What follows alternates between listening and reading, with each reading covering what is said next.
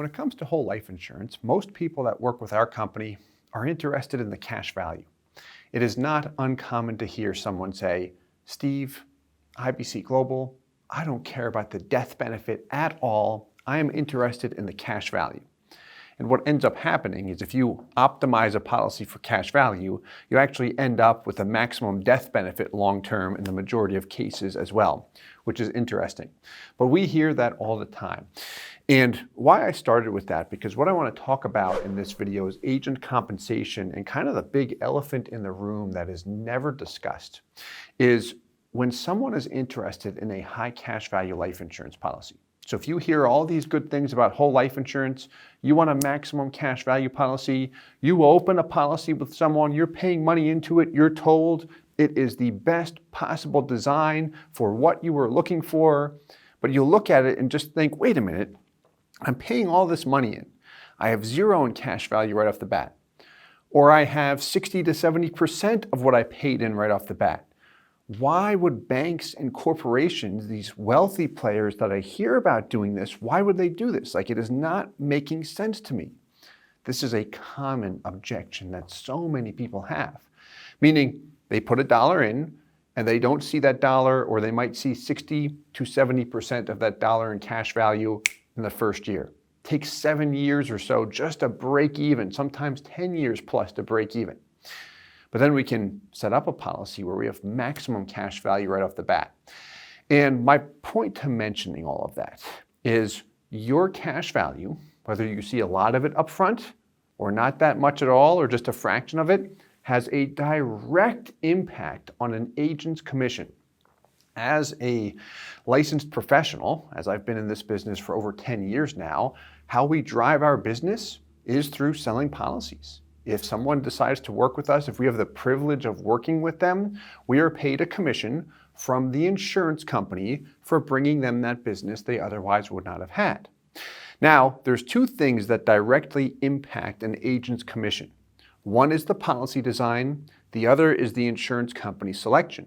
Now, let's say you are interested in a high cash value life insurance policy, specifically whole life insurance, and you're looking at policy performance. You say, hey, I want the best company, the best policy, maximum cash value day one, long term, like I'm doing this for the cash value, so I want it set up properly. What should you look for as a consumer in order to maximize value? Well, again, policy design and company selection.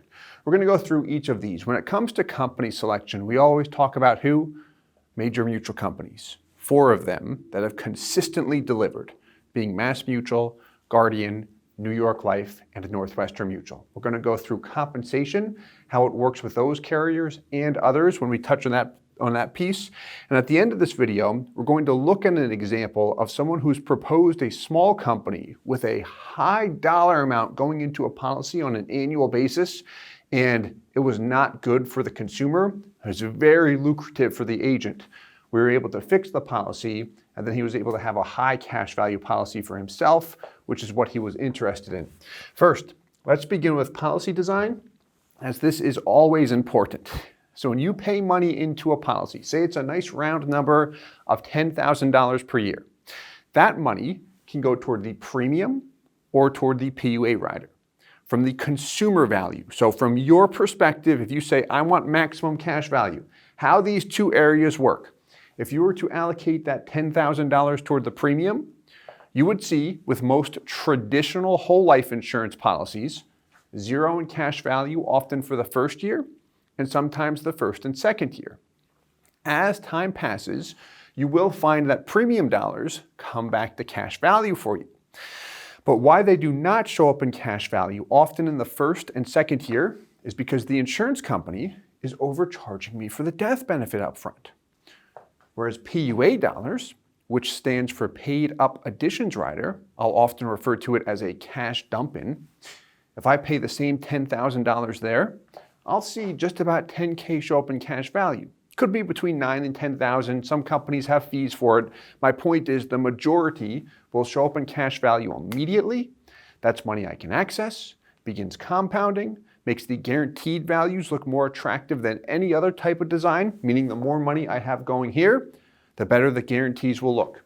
And you do get some death benefit from this, but mainly why people pump so much money into this rider is really for the cash value benefit.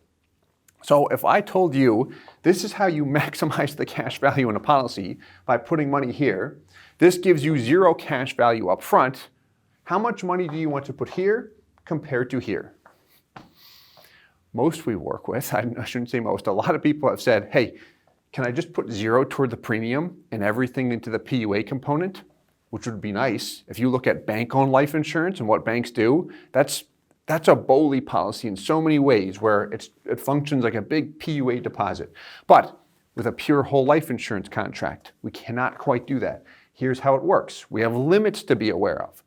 Insurance companies have limitations that exist as far as how much money I can direct toward the premium and then the PUA component.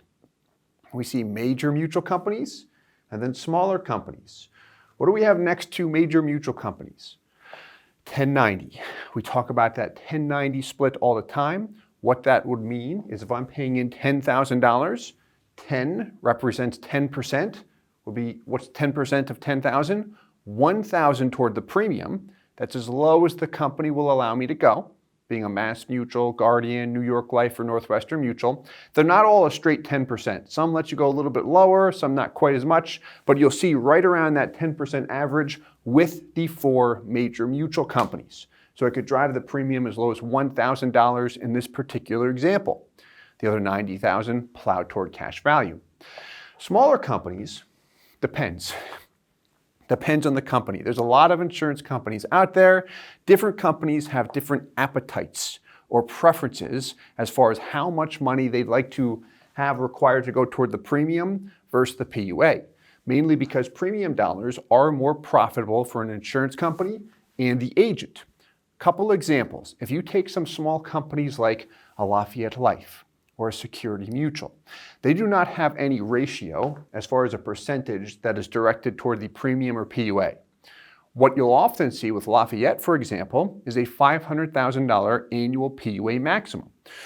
What that means is if I had a $50,000 base premium or a $10,000 base premium, I can direct $500,000 per year into PUAs. Now there are some other limits to be aware of with term riders and such. The lowest we've ever been able to drive a smaller carrier is right around a 397 split, which is pretty cool when you look at it, has strong guaranteed values, but I am still looking or comparing small companies to the major mutuals when I look at guaranteed values, non-guaranteed values, and most importantly, actual performance historical data.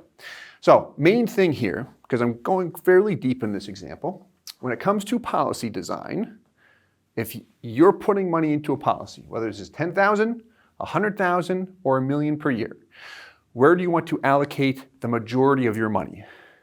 If you're interested in cash value, the PUA component. So really what we want to do, regardless of the company selection, is minimize the premium and maximize the PUA allocation. That will give you more money from start to finish. Company selection. We're going to touch on exactly how the compensation works with this next as well, policy design, but it is important to touch on company selection first. Assume we're looking at a $10,000 base premium. Nice rounded number. Major mutual companies, you will see the first year commission with the major mutual companies top out between 85 and 95%. This depends on the company and such and product too. Not all of the major mutuals go as high as 95. Some will max you out at 55% if you're a captive or career agent there after so long. To hit these levels, as an independent broker, you do need to produce a lot of volume. You may start around a 70 or 80% rate on average, but I'm using the max rates with the major mutuals, let's assume you're a consumer, working with an agent who has produced a ton of business, they're seasoned, they do a lot of volume, and the company is going to pay them because they get a lot of business from that agent. Major mutuals, 85 to 95. Smaller company, 130%, some go up to 140%. And it does have to do with if the company solicits business in the state of New York. For example, some smaller companies like Security Mutual of New York, Penn Mutual now do solicit business in the state of New York. So their pay rate would actually slide over to what the major mutuals are at. And that has to do with New York State and the commission regulations that exist. But for the most part, you'll see this. So the agent compensation, how is it driven? Here we go. Major mutuals, if I have a $10,000 base premium and I'm at a 90% rate for the company that goes that high, $9,000 commission would be the absolute max. Smaller company, $13,000 based off that 130% rate. That's if I have a $10,000 base premium. Now, going back to policy design. Well, before we get there actually, we've seen among the 4 major mutuals proof of performance. We've done historical case studies dating back from 1975 when policies were started then, all the way to the present, And consistently, we've seen these guys deliver the greatest consumer value, but then the least agent compensation, least agent value. What's more important though? If I'm a consumer, I'm interested in maximum cash value. Yes, I want to work with a competent agent, but at no point in time should the agent take money away, meaning take more of that consumer's payment away, direct it toward premium, which would boost the compensation and sacrifice the consumer's cash value. That, in my opinion, is just not right. And that's not a shot at any agents or anything like that. Just frankly, like if I'm interested in a cash value product and I state I want maximum cash value, it should be set up for maximum cash value. Pretty straightforward. But looking at this, so if I had a $10,000 premium, there we go. Let's assume you've got a 10/90 split. So this would be what? A $1,000 base premium. What would that mean in terms of your compensation? Be $900, not $9,000. A little bit higher. PUAs, there are commissions on PUA payments depending on the company, typically between 2, some go as high as 3.5%. Again, depends on the carrier. But the base premium is the #1 driver. In the first year, these are commissions, specifically the first year. With a small company, if you had a $1,000 premium, you would see what? $1,300. Now the problem is this. We often see higher premiums, typically between 25 to 40% recommended. Call it 40%. That's going to be the example I'm going to show you next. 40% premium. So if this is $4,000, what is your compensation all of a sudden? $5,600 if a small company is used. Now the issue with this, and again, this is in my opinion, is that a consumer is interested in cash value and he's getting something that is not maximized for cash value.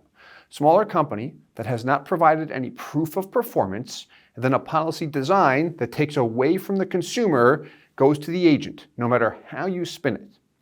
So we're going to look at a case study here, and this is on an individual who is mid-50s, 53, standard non-smoker rating, not preferred. We're going to look at a small company first. And as we look at the small company, we're going to look at a product with a 40/60 design, which is exactly what he was proposed. He has a 1035 exchange going into this as well, but we're going to look at the small company with this product. Then we're going to look at that same small company with the same product, but designed differently, just to highlight exactly how the consumer value can be improved. And then from that point, we're going to look at a major mutual company with a properly designed policy, choosing the cash value even further, guaranteed and non-guaranteed, and then we're going to look at the compensation. Because if I'm you, if I'm the consumer, I want to know what? Is my policy set up for maximum cash value? That's the #1 thing. And then second, if it's not, why not? Am I getting an honest review of everything? Or are things not being told? Do I have to pull teeth to get answers? That kind of stuff. Like, no, get that out of my face. So let's get on into it. Hey guys, Steve Parisi here. If you enjoyed the content you just saw, please subscribe, like, and hit the notification bell for future videos. If you'd like more information or to see some custom policies for yourself, feel free to call or email our offices at the contact information below.